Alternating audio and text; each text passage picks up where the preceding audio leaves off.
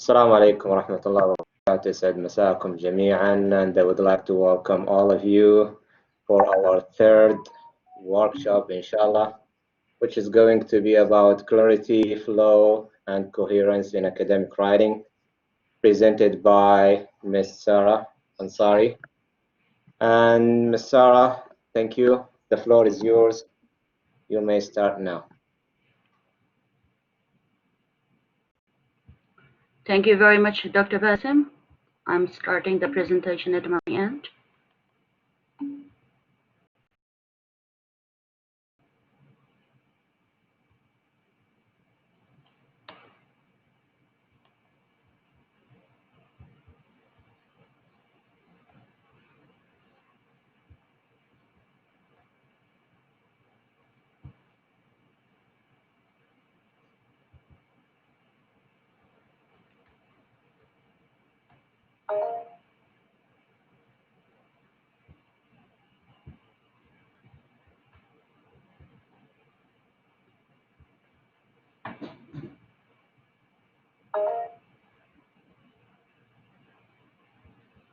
Is the presentation visible to everyone?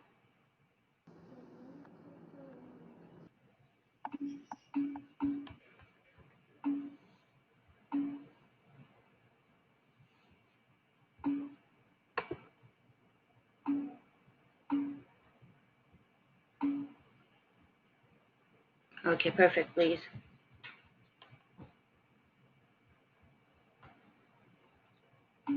So let's begin. Assalamu alaikum again. I'm Sarah Ansari, and today our topic is about clarity, flow, and coherence in writing.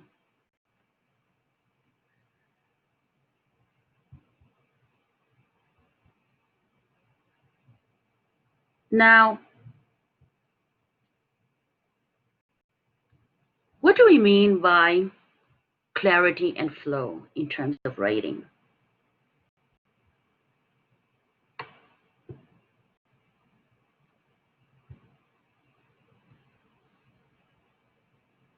Yes? Would you like to participate? Anyone?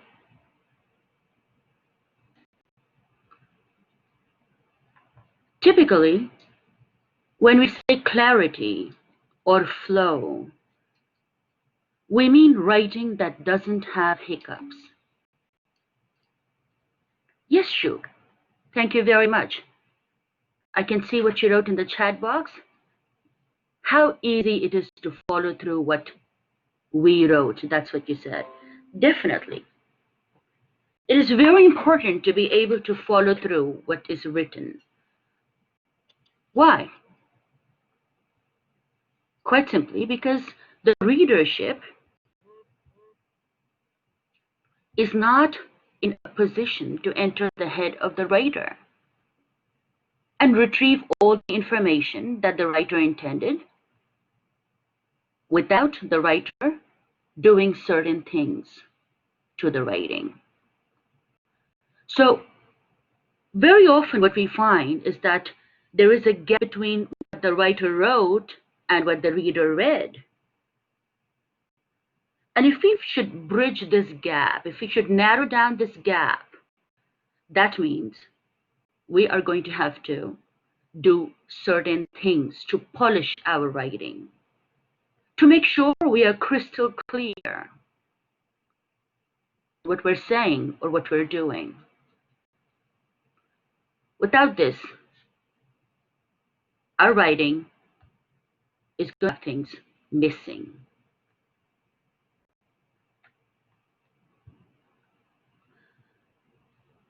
Now, let's turn to one of the biggest names we know in the writing industry. Who doesn't know William Shakespeare? The man's immense potential basically has guaranteed that even to this day, we study his work. So, Shakespeare once said, "An honest tale speeds best being plainly told." Please register the word plainly here. He isn't talking about complexity, though he's known to be a master of complex plots and twists and turns. But how did he choose to narrate those really complex aspects in plain format without spinning or weaving words in a manner that people couldn't relate? So, the best thing that you can do, even in higher education, even in professional circles, is to keep things simple and plain. Let's examine another quote, purely from a professional angle, business point of view. So, an author of repute, Ron Dulbeck, in his book, The Elements of Business Writing, or commenting on that, wrote, "Clarity is the most serious communication problem in business." Do you agree? Do you think this comment makes sense? It is. It does. It does make sense. Now, what happens in a typical business? People are so bent upon selling what's complex. And by the way, there is a common misconception out there that says if you confuse them, you win them. But this is wrong.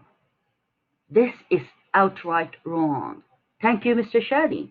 Misunderstandings can lead to a lot of problems. You are absolutely right. And Dr. Selva, you talked about following your thoughts previously. And yes, Dr. Selva, vague words are a great problem because they target nothing. They sound good. Let me narrate to you a quick story here. A very long time ago, in a certain illustrious empire somewhere in the world, the emperor called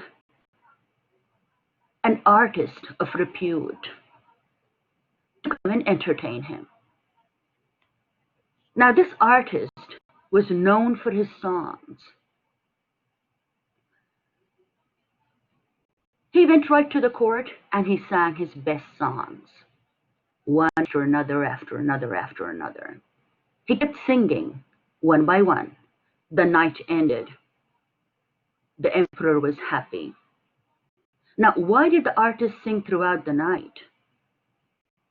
After every song, the emperor announced rewards. So when the first song finished, he said, "Give him 1 kilo of gold." The second song finished, "Give him another kilo of silver." Another song finished, "Give him these many lands." And that's how the night went through. When morning came, the singer was very, very happy. He went back home and told his wife, "The emperors promised me gold, silver, lands, and whatnot. Our life is set." Now here's the twist. A month passed and nothing happened. The singer received nothing. He went back to the emperor. So what happened? What did the emperor say? The emperor said, "You pleased my ears, and as a reward, I pleased yours." So friends, the value of ornate writing isn't just that. It's pleasing to the ears, but it doesn't serve the purpose of communication.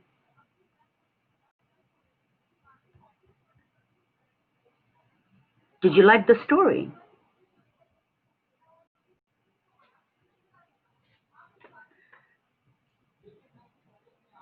Now, everyone talks about writing coherent. But what exactly are we dealing with when we talk about coherence? Let's examine.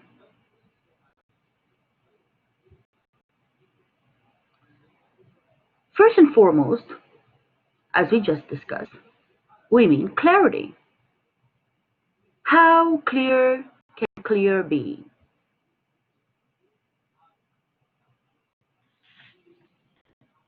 Okay, Hadia, thank you for letting me know my voice is low. Is this better?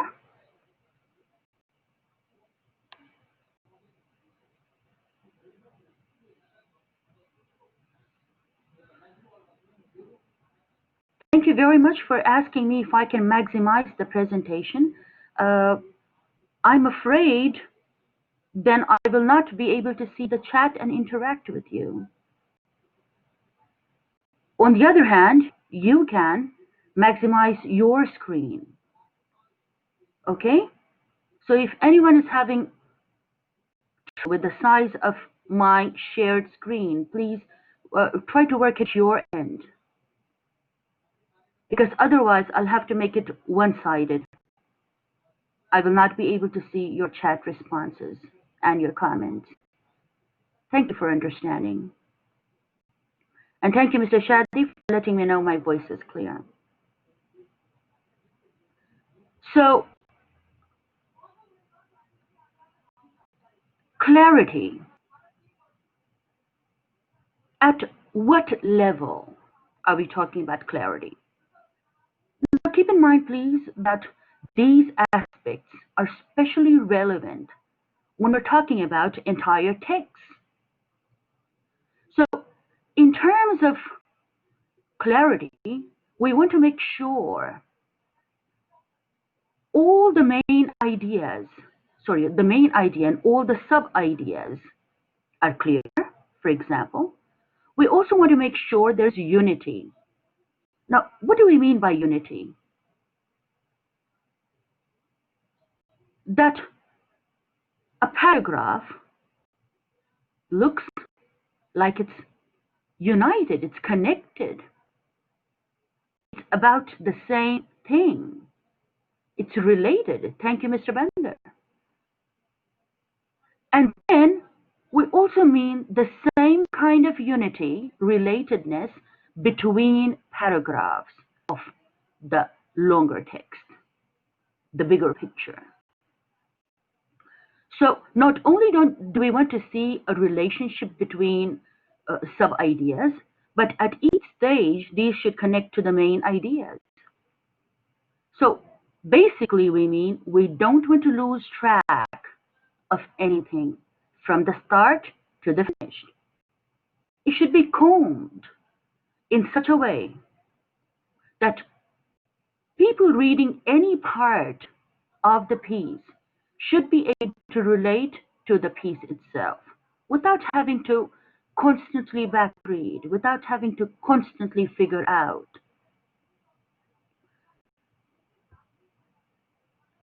We also mean that the connection or the connectivity should be in the form of a flow. There shouldn't be any confusion arising from the ordering of the material. So the placement of information is a very essential part of a coherent piece. When we talk about flow, we typically mean three things.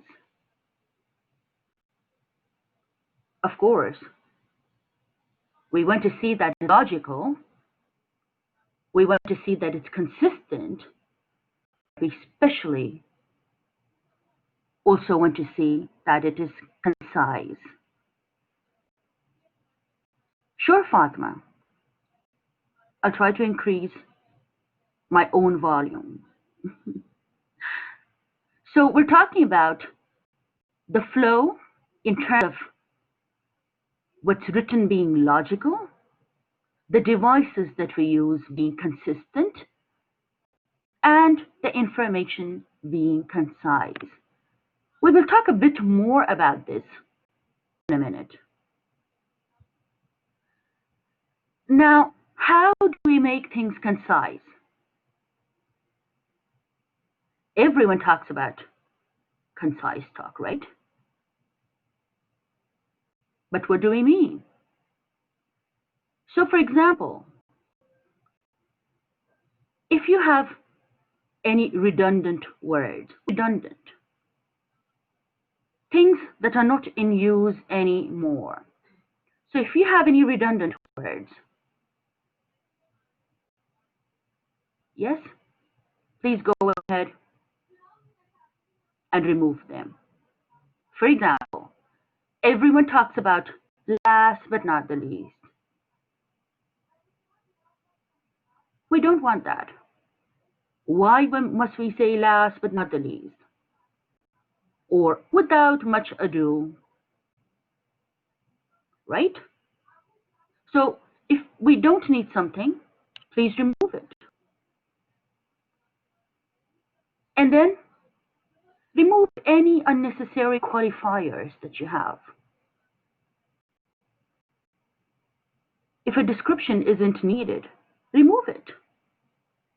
And then reduce the number of prepositional phrases.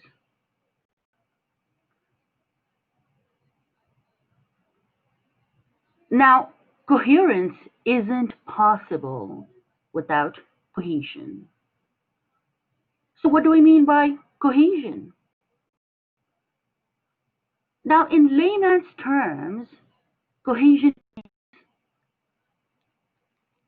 sticking things together or keeping them stuck together, pretty much like glue. So what kind of writing devices can you use that make things stay together, that makes your piece look like a part of the whole or connected to the whole throughout? Now, there are five kinds of cohesive devices that you can use. Namely, I'm going to give you examples of each in a minute.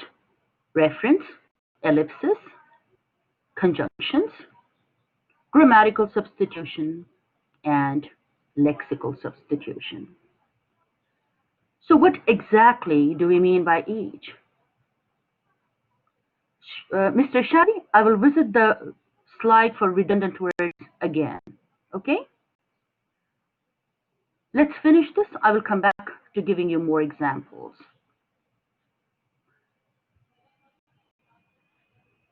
So,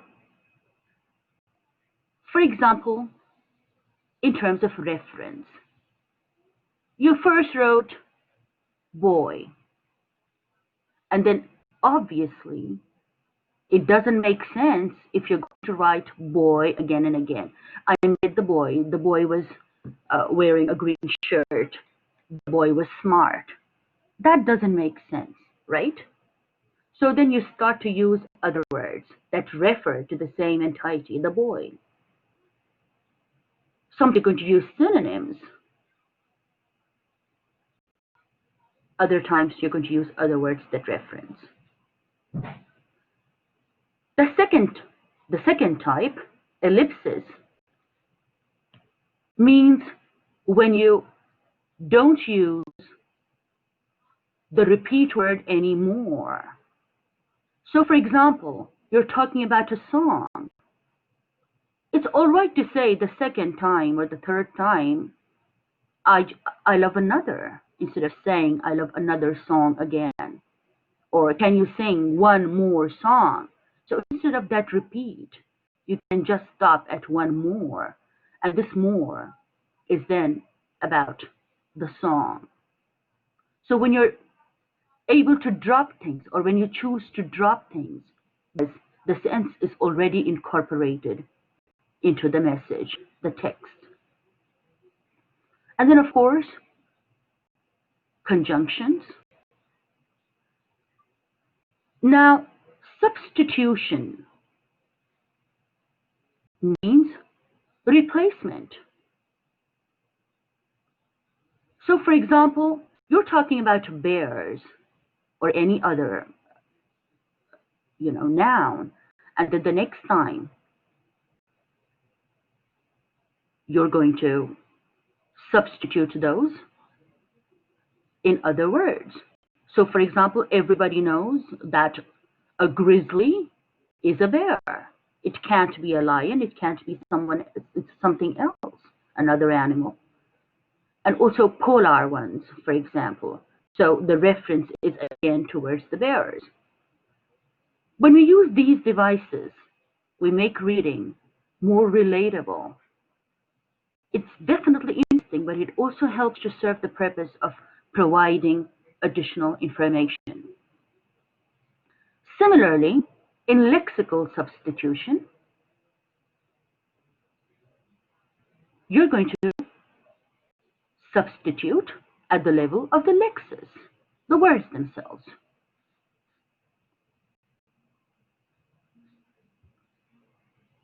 Now, connections are important in cohesion. So we connect throughout, right? Connections are best made through transition or linking words, or they're only made with transitions and linking words.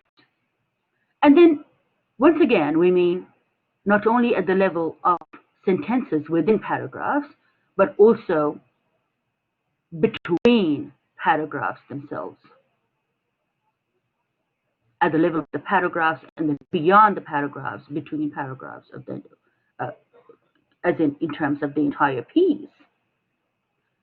So you're going to make sure the sub-ideas always connect to the main idea. Then the sub-ideas, as we discussed before, connect to one another. And then, as we said repeatedly, we're looking at the level of the sentence as well as what happens at the level of paragraphs and then between various paragraphs of an entire piece.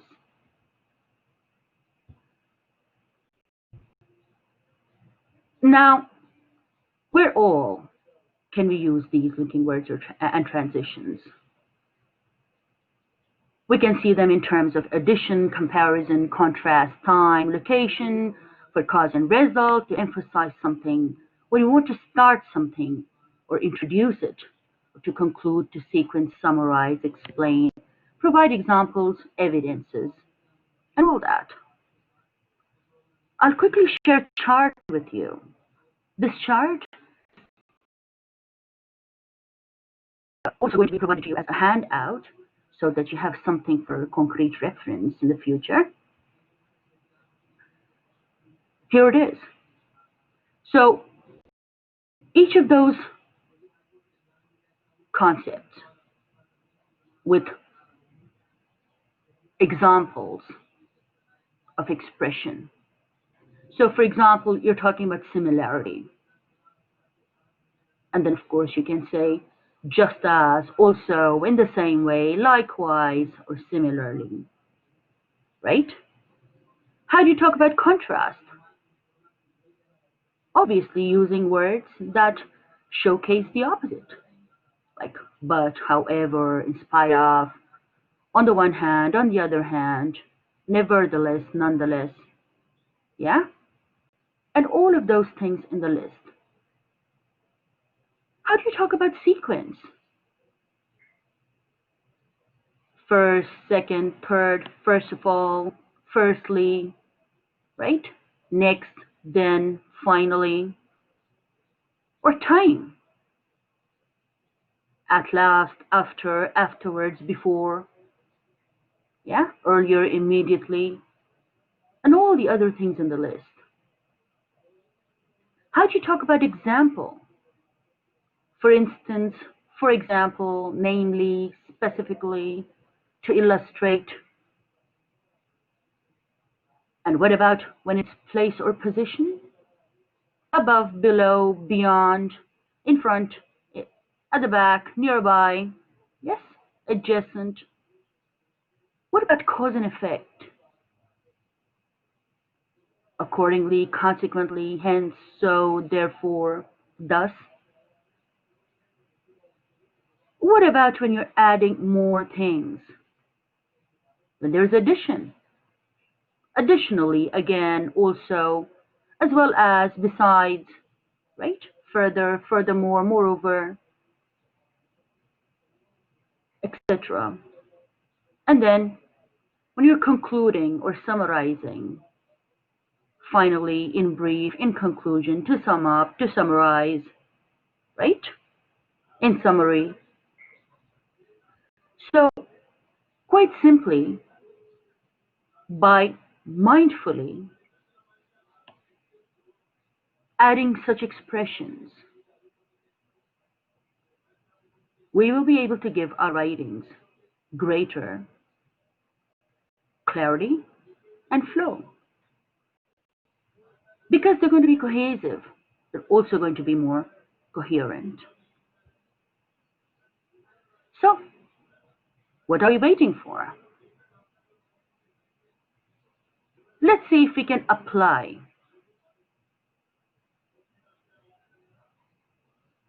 Example number one. Your task is trying to figure out if this is a coherent piece. Does somebody want to offer to read the slide? Does somebody want loud reading? Would you like to read the slide, please?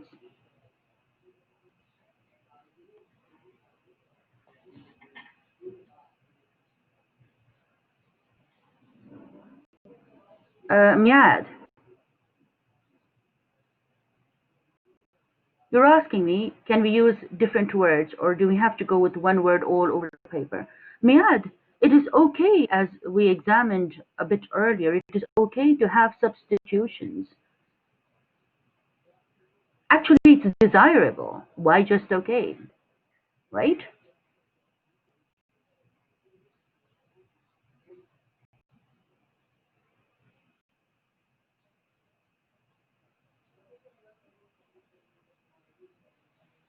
Okay, guys, I'm going to give you 3 minutes to examine this piece quietly, and then we will discuss whether or not it's a coherent text, and if it isn't, how are we going to make it coherent, or what are we going to track in order to make sure it's coherent? Okay? So 3 minutes, please.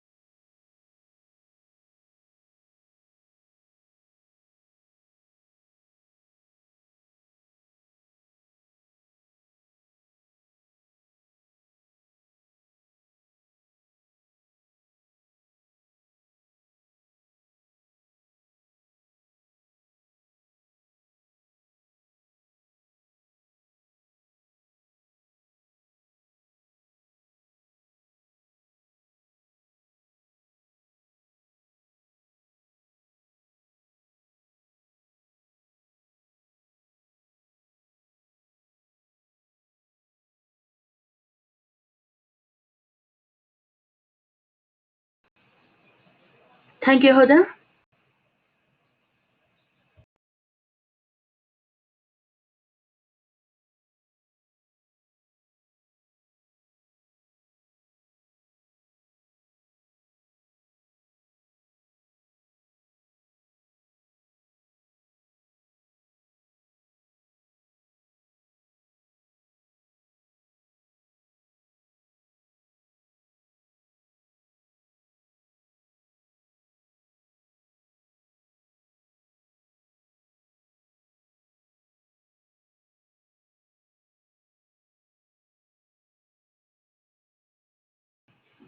Thank you, Shuk.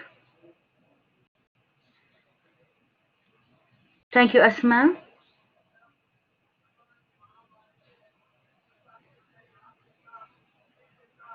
Thank you again, Huda. Thank you, Mr. Shadi.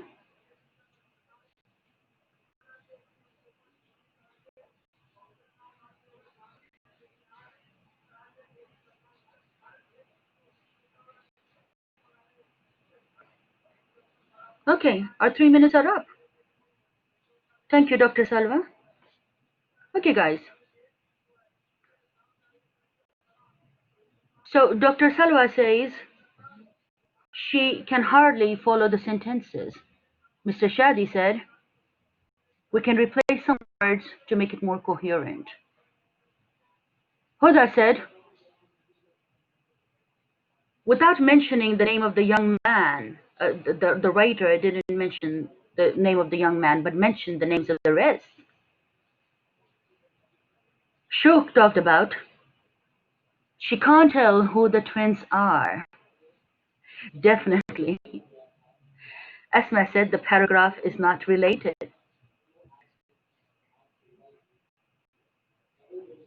Huda said it's kind of vague.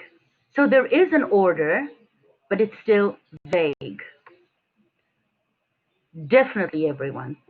And Nusrat said the sentence structure is too long, one of the sentence structures. Thank you very much, everyone. Well, there's a lot that we can do to improve this paragraph. Definitely not without flaws, but in the sense of coherence. We can specially address these two parts. So, as one of our friends said, we don't know who the twins are. Are there two pairs of twins? Harry and Pete and Madison and Olivia? Or is there just one pair and the other two aren't twins? We don't know what's going on over here. And then, of course, the first part. Intricate rock formations from natural to man-made. So does that mean the natural formations are intricate, or both man-made and natural are intricate? That little aspect is also slightly unclear, especially because it seems to be a carry-on. Look at the length of the sentence. In a wondrous, almost magical land, more specifically an island, there lay a place filled with peace, tranquility, and an almost beautiful scenery with flowered plants, intricate rock formations from natural to man-made. Wow. The choice of words is great, right? We can see some beautiful descriptions here. We also see that there is a setting and mood. However, because there is no clarity, it can't be appreciated.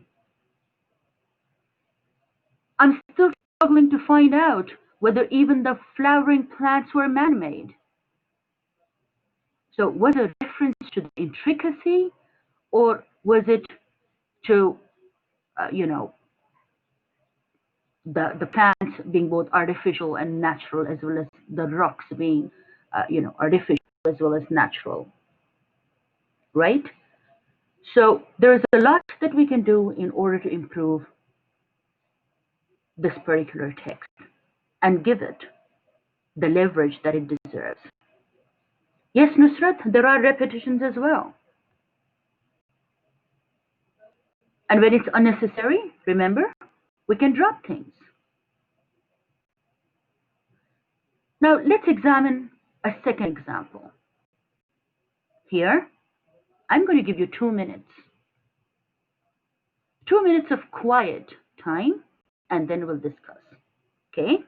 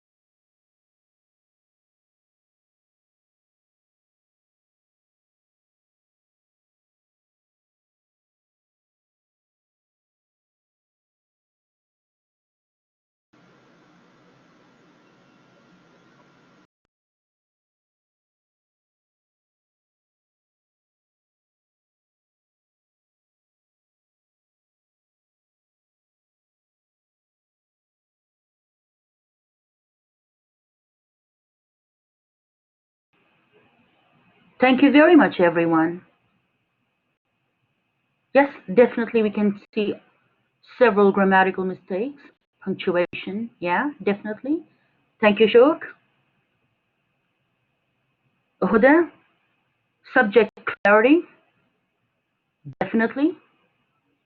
By that, you're looking at linking words and missing verb to be, definitely. Mr. Muhammad, you think the paragraph is not precise? Yes, you're right. Jawahir, no punctuation. Dr. Salwa, no punctuation. Asma needs punctuation. Nusrat, no capitalization. Absolutely, everyone.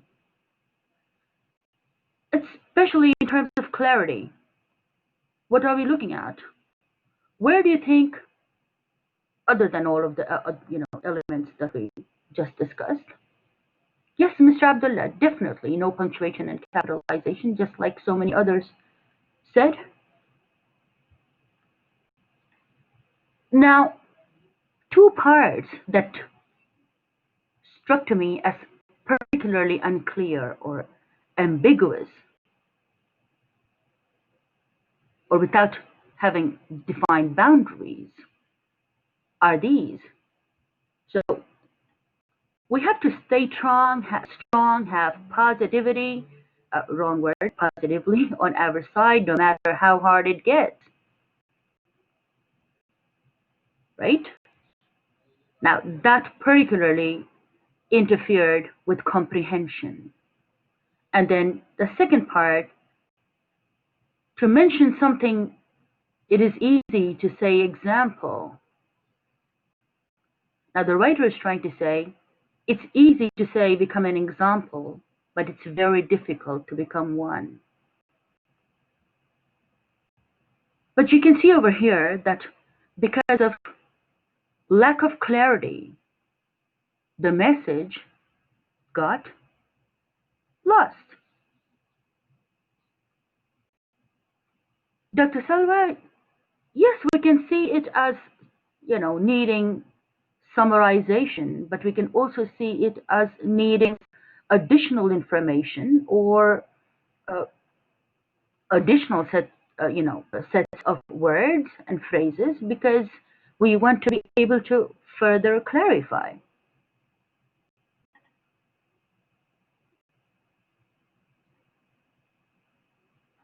Are we ready for a third example? Here, this one is slightly bigger. So I'm going to give you 4 minutes for this task. All right? Please take 4 minutes of quiet time to examine this particular text, and then we'll discuss it. 4 minutes.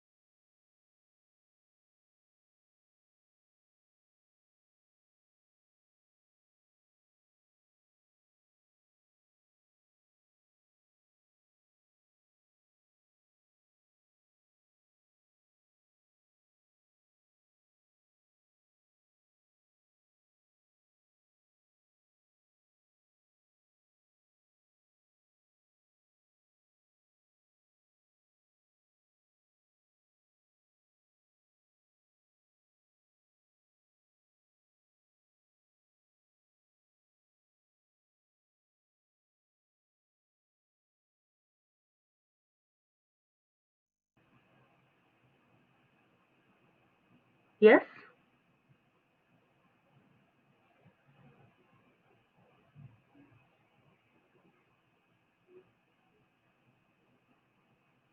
Okay, Mr. Shadi, Mr. Abdurrahman, and Shuk.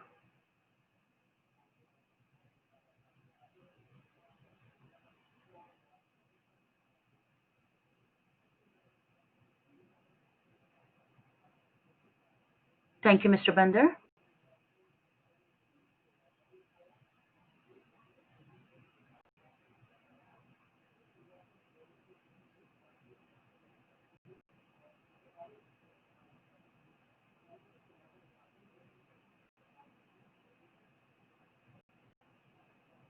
Sure.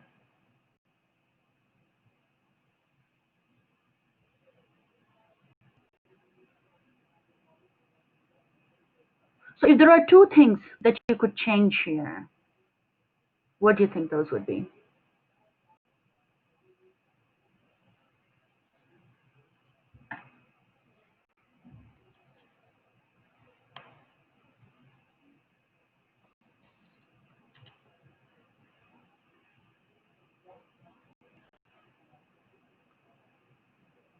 Okay, Dr. Salwa.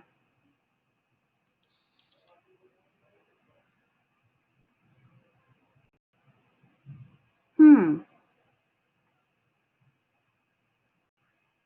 Shuk would like us to put this in 2 paragraphs.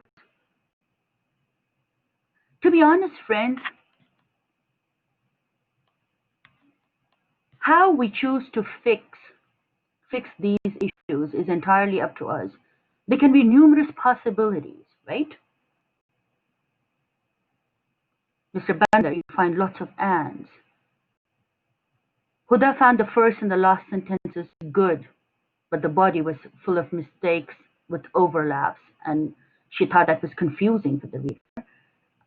No doubt, there are things that are confusing, yes. Definitely a lot of scope for improvement. Dr. Selva pointed out that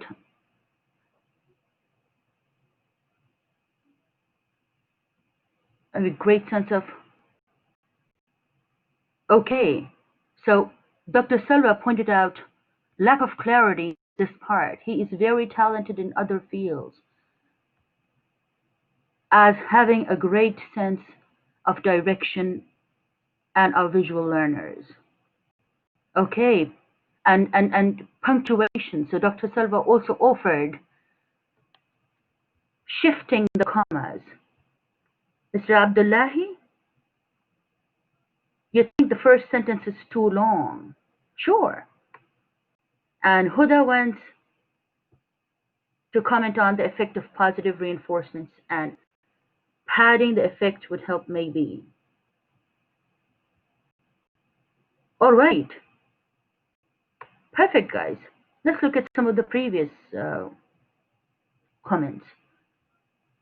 Mr. Shadi pointed out that there's a wrong use of reference, and Mr. Bandar clarified that they and child do not go together. So the writer starts with a child with dyslexia and then goes on to talk about, but they are very talented. Okay. Shuk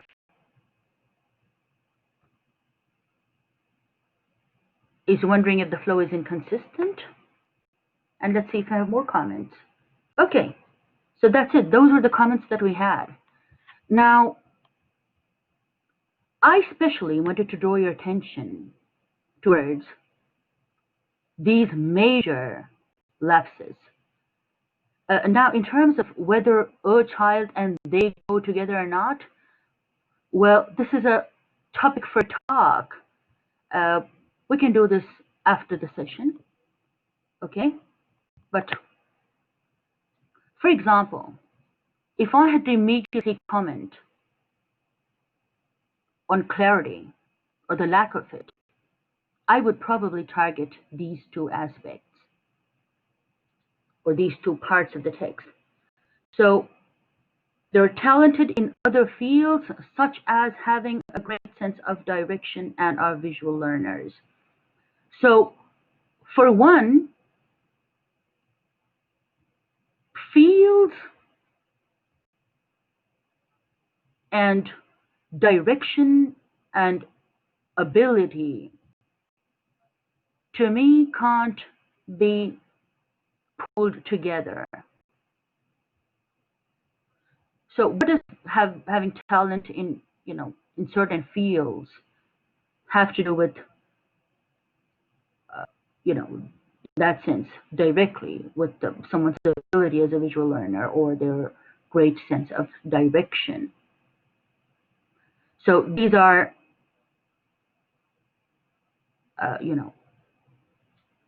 this is more of knowledge and information, and this is more of skill that can be enhanced. And then being artistically gifted and well-speaking skills and think in an innovative manner to problems. Now, again, definitely a lot of grammar needs to be fixed here, but also wonder if this entire thing couldn't have been rewritten with alike things coming together, like maybe all mention of skills together and everything that's, maybe inborn or inherently there. So things that you can develop and then things that are inherent, maybe separation of the two, and or maybe putting uh, you know the fields on one side, specifying what those fields are, for example, and putting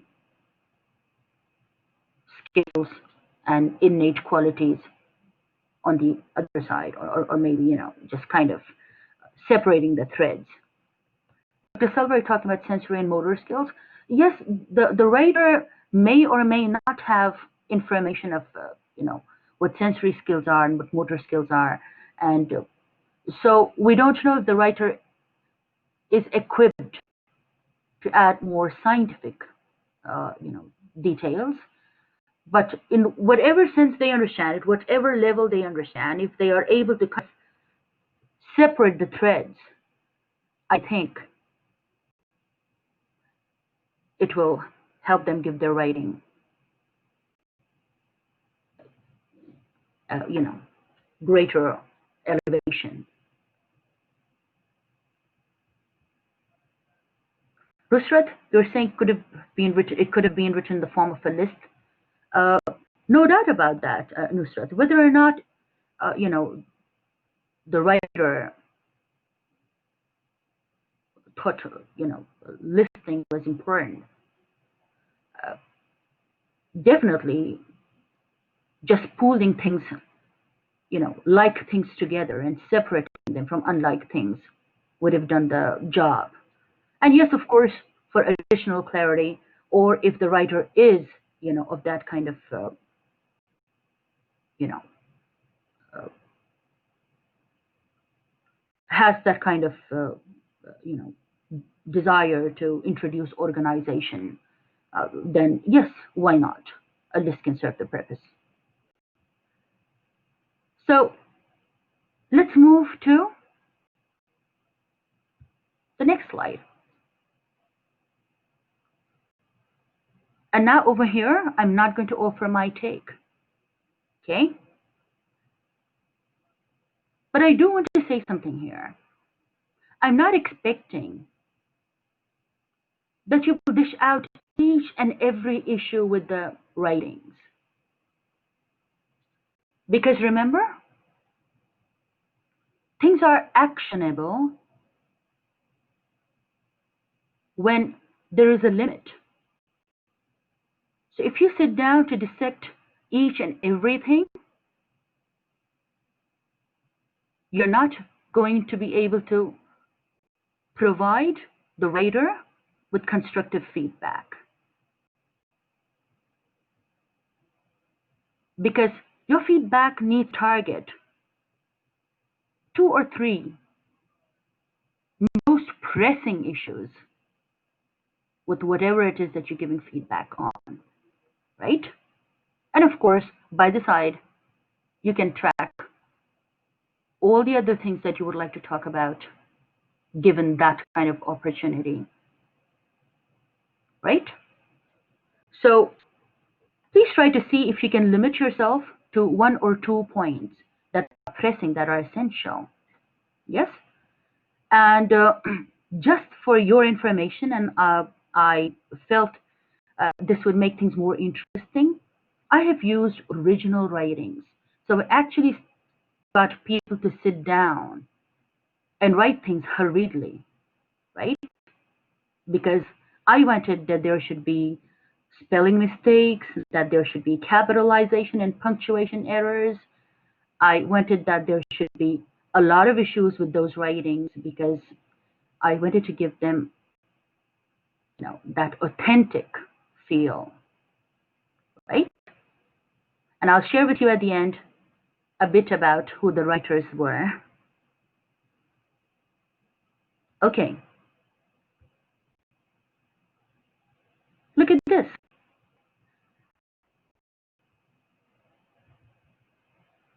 Now I'm going to give you 5 minutes. This paragraph is very interesting, but because of the inclusion of certain unfamiliar pieces of information. I'm going to give you 5 minutes. But before that, let's make sure everyone is with us, shall we? So what I'm going to do is, after 5 minutes, I'm going to conduct a poll. All right, guys? So here are your 5 minutes. The time starts now. Please read very carefully. If you had to comment on two things, what would those be? Okay? Your time starts now.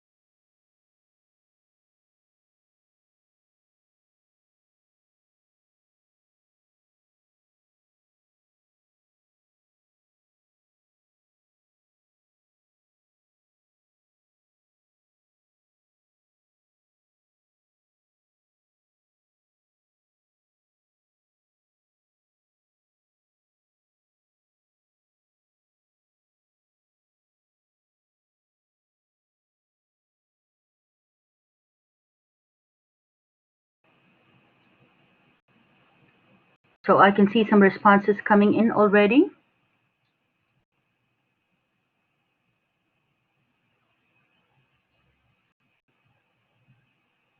We have another minute.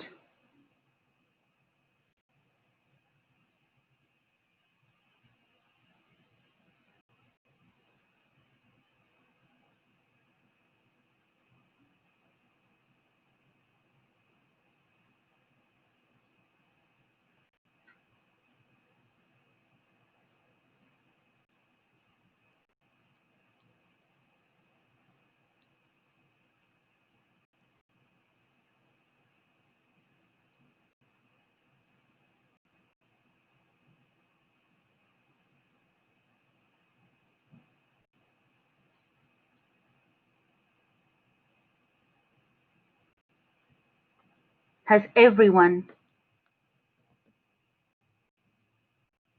had the opportunity to read? Were 5 minutes enough, guys?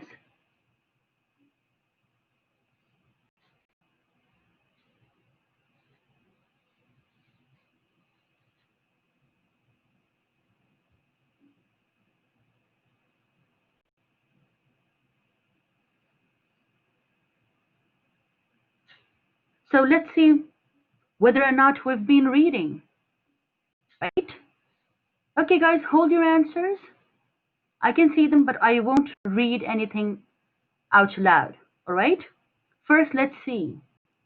So I'm going to stop the screen share, and I'm going to start the poll. Where did the poll go?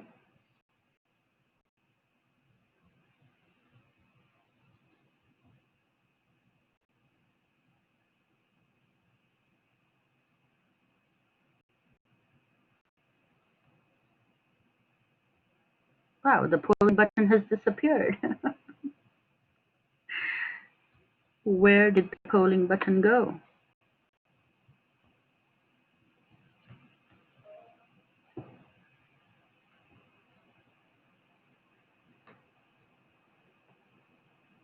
Okay, here it is.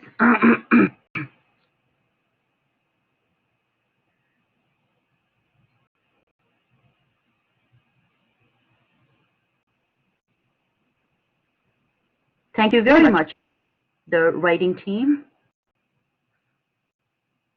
for sending out the poll.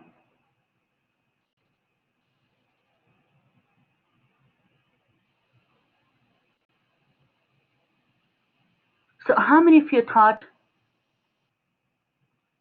the paragraph was coherent, and how many of you thought it wasn't, right?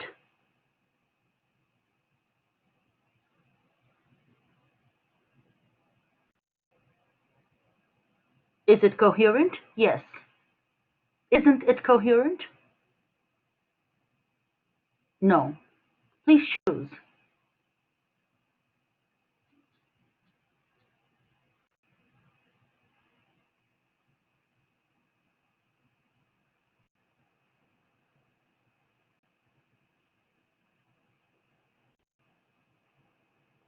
Let's wait another minute. Yes, please. If it's coherent, choose one.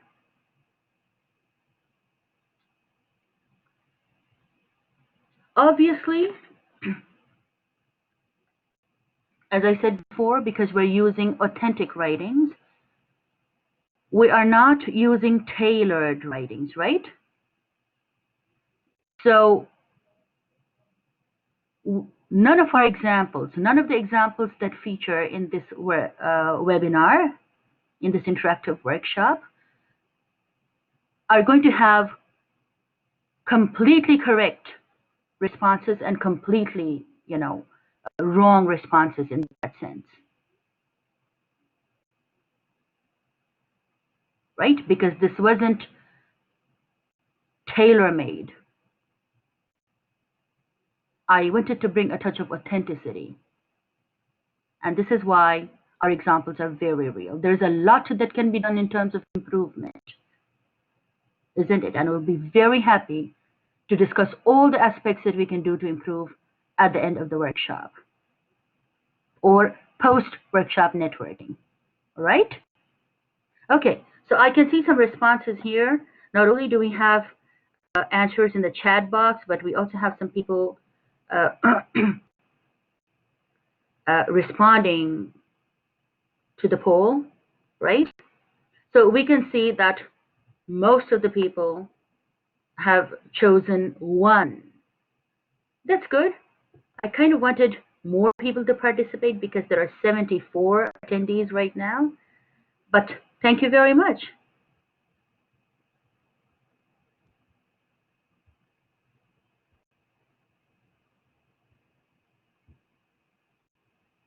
Let us close the poll. Okay, so I'll get back to screen share.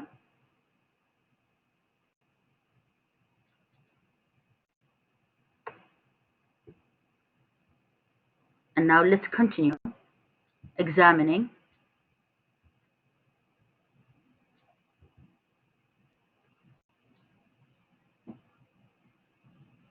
more writings, or the writings that are part of this workshop. Okay, so let's talk about, before we move further, let's talk about some of the responses that we got.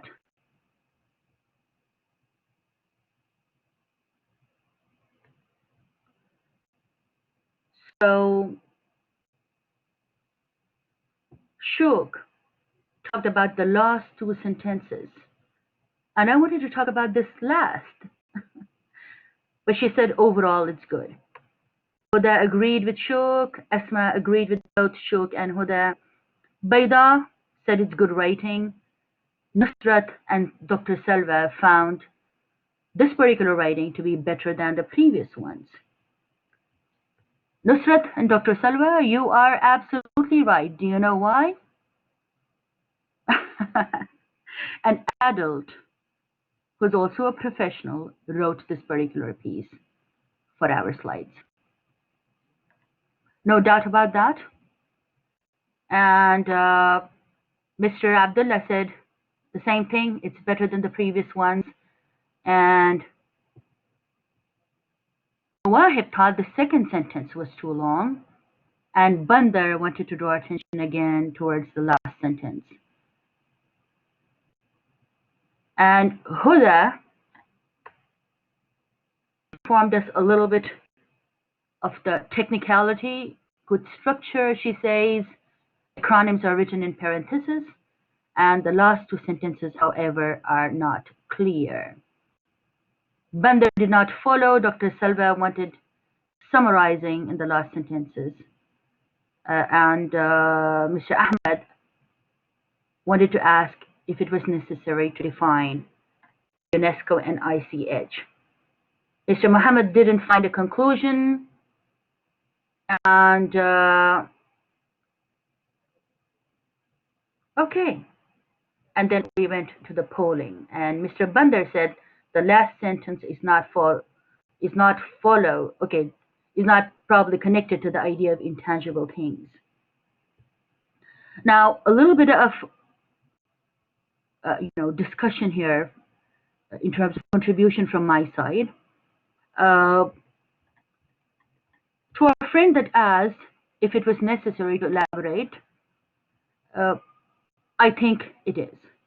I believe it is necessary to elaborate because everyone might not know what UNESCO is, even though it's fairly common.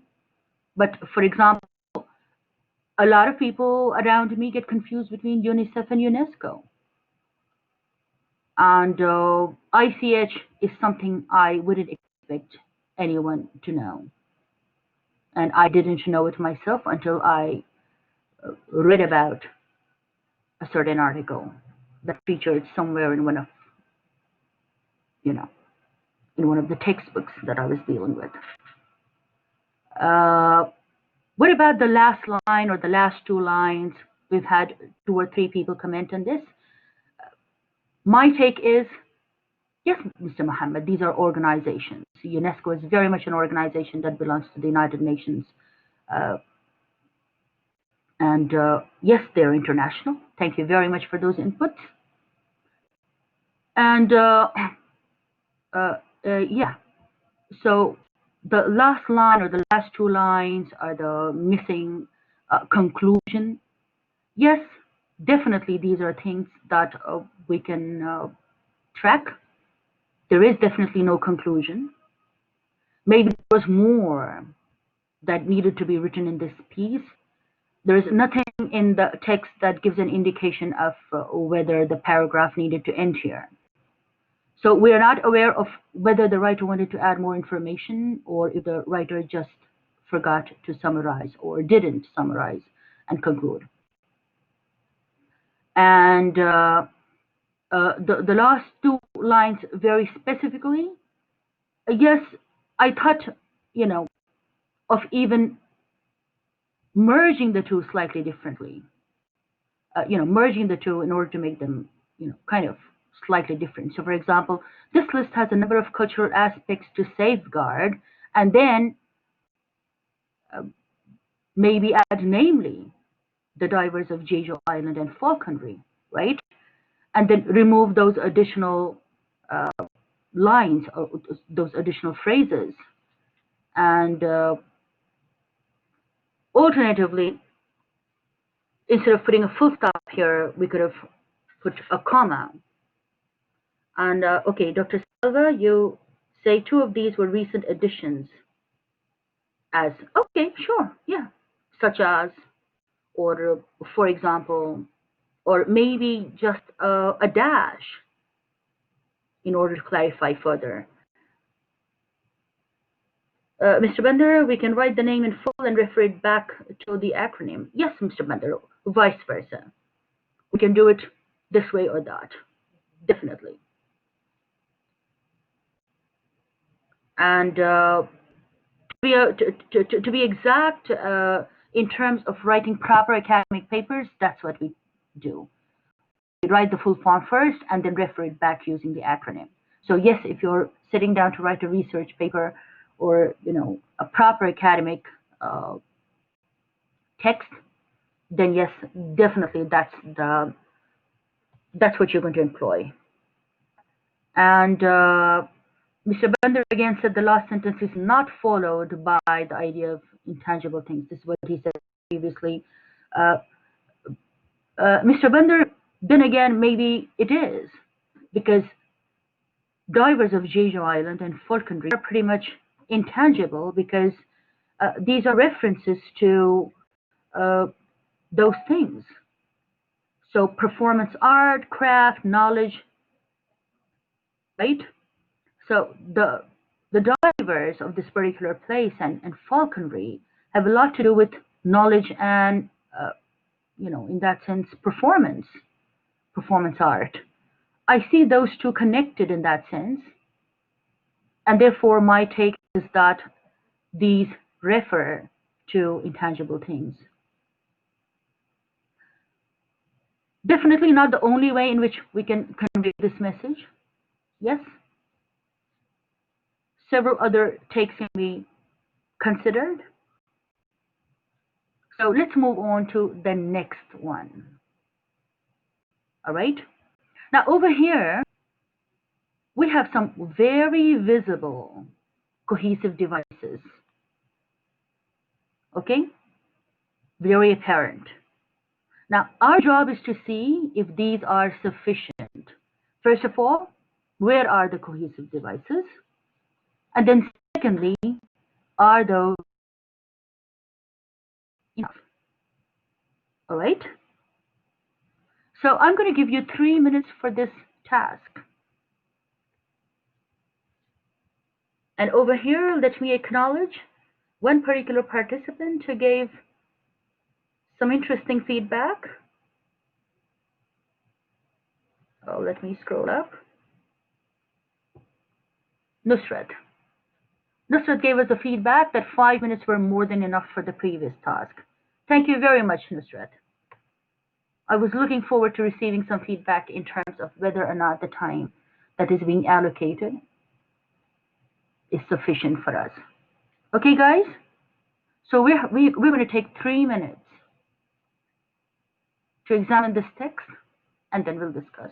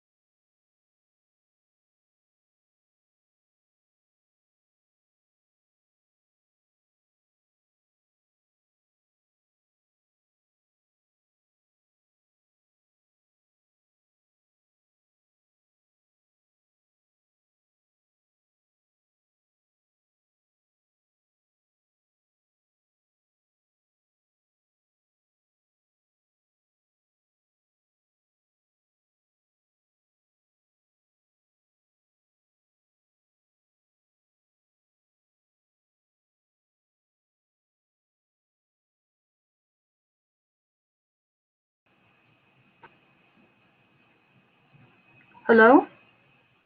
Thank you, Dr. Salva.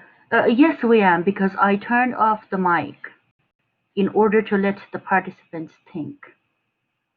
Okay? So every time I'm allocating thinking and quiet reading time, I'm turning off my mic. All right? But I'm pretty much here. Thank you, Mr. Bandar. Thank you, Baida. Thank you, Dr. Salva. So, all right. Okay, so where are the cohesive devices?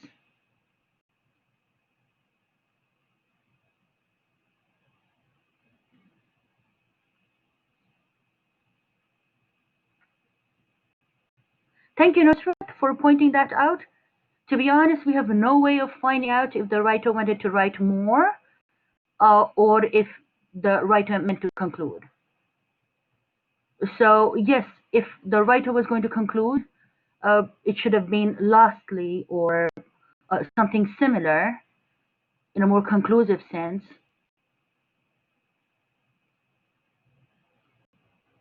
Definitely. Thank you, guys. So Mr. Muhammad said sequence. Dr. Salva pointed out that there's first, second, and third. Budur pointed out next and which. Perfect, guys. Nusrat wants us to notice that E in earth isn't capitalized. And Mr. Bender said, first of all, next, thirdly. Okay, and he thinks the sequencing is not consistent. Okay, we'll talk about that in a bit. All right. And then some of you commented on the overall quality. You said it is better. Definitely, you will come across different texts that exhibit different, levels of, or in that sense, kinds of quality. No doubt about that, because no single writer wrote all the pieces. Yes, the content for this webinar was contributed to by 5 different writers, different age groups, different levels, and definitely, different abilities in terms of focus and so on and so forth. Okay. So Dr. Salva, again, like Nusrat feels, thirdly, in the very last should have been lastly, because that kind of, over here indicates the last sentence of the paragraph. Though what I'm seeing is that there are those dots that, to me, convey that the writer probably wanted to write more. So I didn't consider this as the concluding line because there are dots, and that technically basically means, the information could be unlimited. So thank you very much. That's very interesting, those observations. Now, these are some of the things that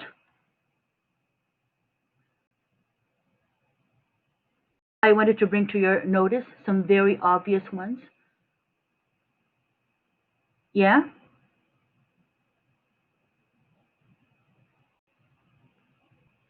There are things that might have gone unnoticed, but as I said, my take on feedback is controlling quantity. And when I'm giving feedback to someone on their writing, I kind of tend to phase it. So the first thing that I do is catch what's most obvious and what's easiest to tackle. And then I go to other levels, depending on, for example, the writer's own readiness for receiving, more in-depth feedback. So that's a kind of approach that I follow And this is also what I've done for the purpose of this workshop. Okay, so we have another example here. Is it cohesive? Let's take another 3 minutes. Okay, everyone?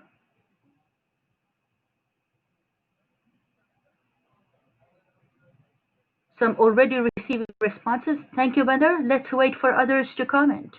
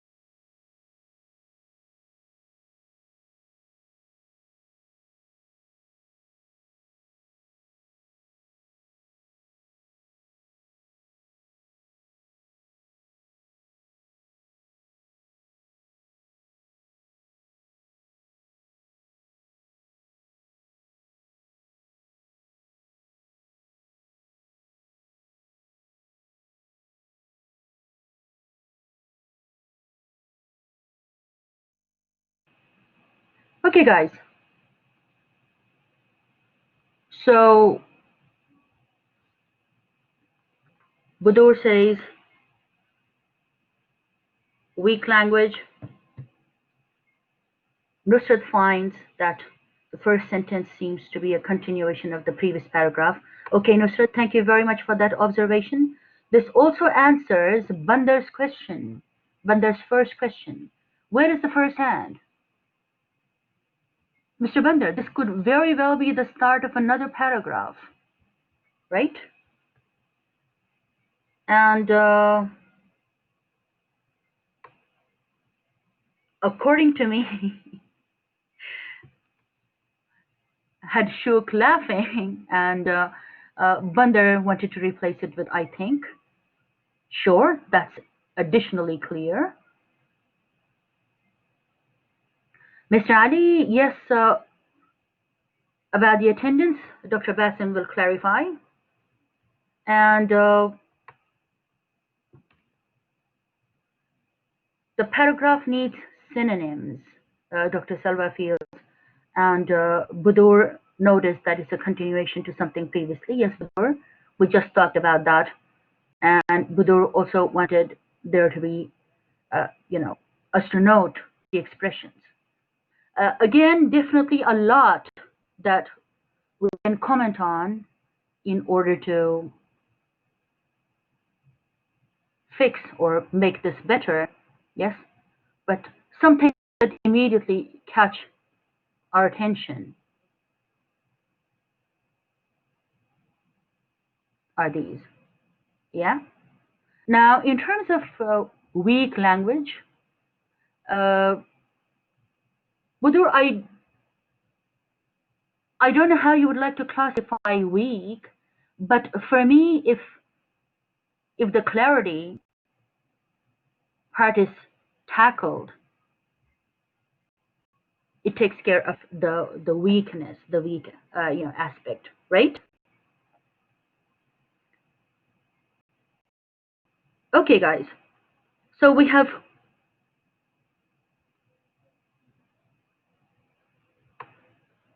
had more examples,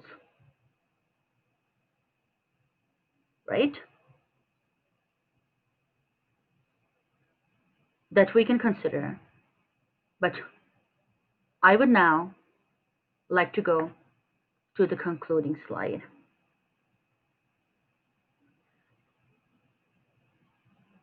Thank you, Veda. So, what do we conclude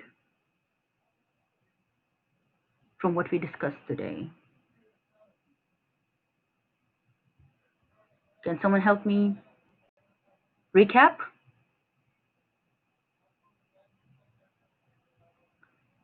We discussed that cohesion and coherence go hand in hand.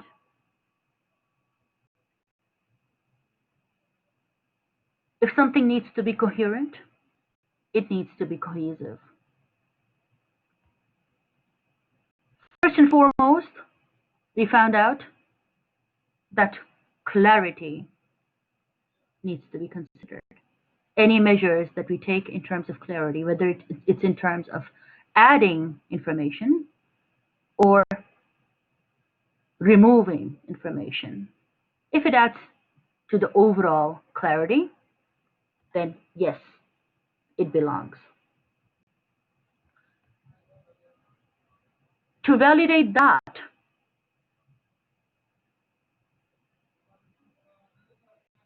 we need to ask ourselves at every stage, are things concise? So that means instead of saying a whole lot of things, and over here, I will answer, I think it was Mr. Camo. Well, one of our participants wanted us to talk further about redundancy. So over here, I take this opportunity to mention, for example, that redundant words are things that you can make do without. Gone are the days when people said 10 million things in order to reach to the point. It kind of was a norm in over courteous cultures, maybe. So, for example, typically, I'm just trying to say this for, adding to the fun part. Uh, Typically, you would see someone. You're walking down the lane. You see someone, and you would be like, uh, "So hi, how are you? How's your family? How's your fish? How's your cat?" You know, and then get to the point. But no, people don't have that kind of patience these days. Those kind of cordialities don't exist anymore. And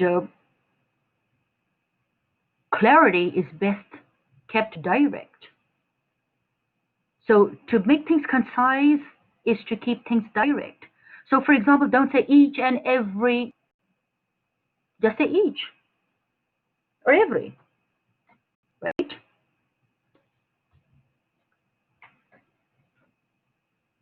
Okay.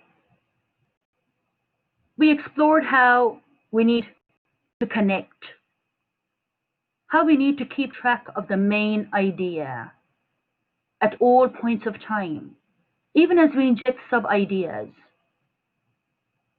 we explored how we need to keep the main idea in mind. And we also need to make sure sub ideas validate one another for, in order for the purpose to be fulfilled. So thank you, Mr. Shadi, it was you. And we also found out that when all of these elements are considered, the text is not only logical, because it's sensibly put in, the flow is logical, the content layout is logical, and therefore the communication is complete. This was our little recap. We hope that the workshop served its purpose. I thank you for being a great audience and for participating. It definitely added energy to our workshop.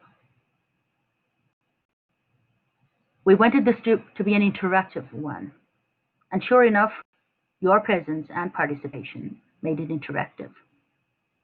I'll be happy to continue to receive feedback from you. Our lead is the Academic Writing Center, headed by Dr. Basim Al-Amri and Dr. Ravan Sahati. I thank Dr. Basim and Dr. Ravan, and I thank each and every one of you. Thank you again. Have a nice day. I'm now ready to receive your queries. All right. Thank you, Ms. Sarah, for a very interactive and informative workshop. And we are really happy that you had such a great presentation. So let's open now a discussion for questions and answers for 10 minutes. And I just shared the link with you to complete. Oops, what's wrong with it? To complete it, and please evaluate it, and we'll send all the certificates of attendance soon, inshallah, when they are ready, inshallah. So if you have questions, just raise your hand or write it in the chat, please.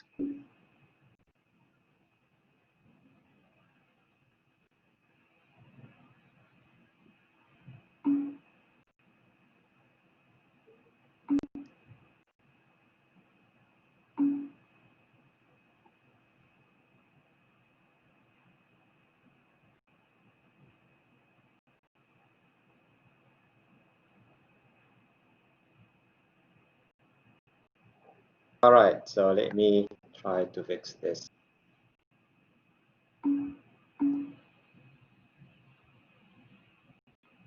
Thank you, Samah.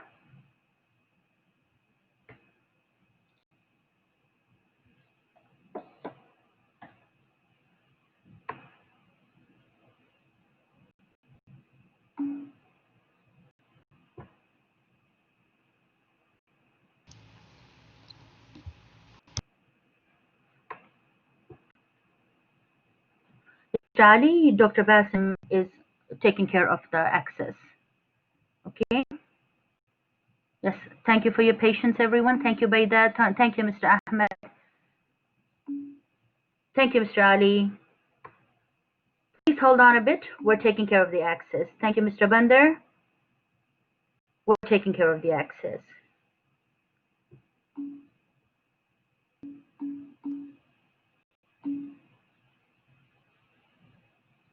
Thank you again, my colleague, Safia. Thank you, Mr. Bandar.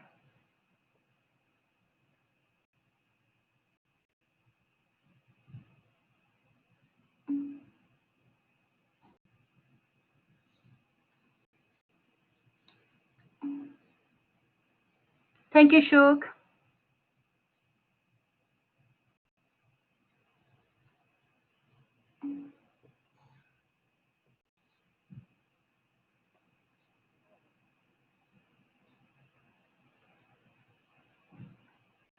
Thank you, Mr. Kamal.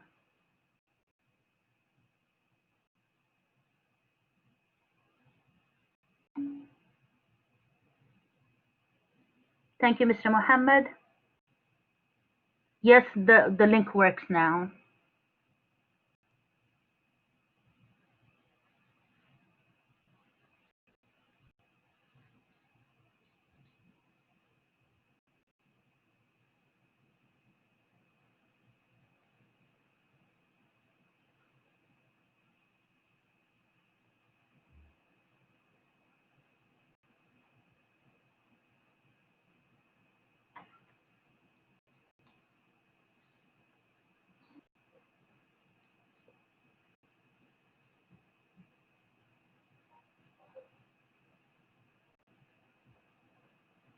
Here are my acknowledgements.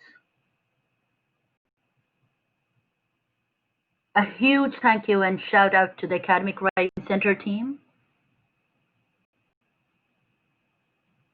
Amazing people we have in this team. And a huge shout out to King Abdulaziz University. An amazing place to be a part of. An amazing place to learn and to grow. Thank you, Mr. Majid, the Academic Writing Center member. Thanks to my children, Fatma, Abu Bakr, and Abdurrahman, who were the writers of the texts that were a part of this workshop. And the downloadable list that I displayed during my workshop, the list of cohesive phrases, expressions, was taken from the University of North Carolina's